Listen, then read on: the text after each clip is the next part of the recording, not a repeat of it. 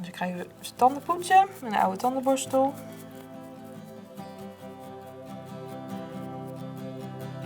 Een braakbal bestaat uit de onverteerbare resten die een vogel gegeten heeft. Dus in het geval van een kerkuil zijn dat muizen en vind je dus in een braakbal voornamelijk vacht, maar ook veel botjes van muizen. Maar je hebt natuurlijk ook andere vogels die dierlijk voedsel eten. Denk aan een ijsvogel, die eet visjes. Dus een ijsvogel maakt ook braakballetjes en daar zitten dan weer vissengaatjes bijvoorbeeld in. En hetzelfde geldt voor andere soorten roofvogels zoals torenvalken. Maar ook klapeksters, die maken braakballetjes.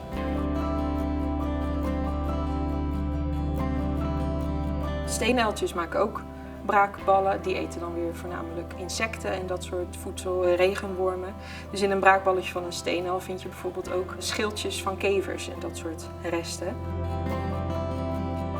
Vaak noemen mensen het uilenballen. En dat is op zich niet fout, want een braakbal van een uil is een uilenbal.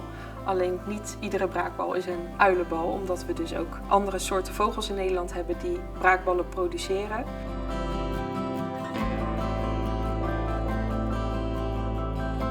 Er zijn verschillende redenen om braakballen te pluizen.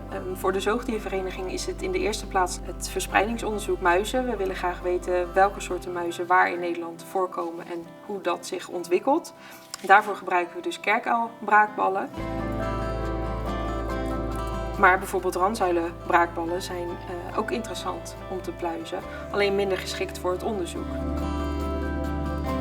En de andere soorten vogels die braakballen maken, dat zijn braakballen die je sowieso wat minder vindt. En ze zijn ook niet allemaal even interessant om te pluizen. Dus vandaar dat er vaak voor braakballen van uilen gegaan wordt om te pluizen. Kerkuilen voor het onderzoek en andere soorten uilen voor educatieve doeleinden.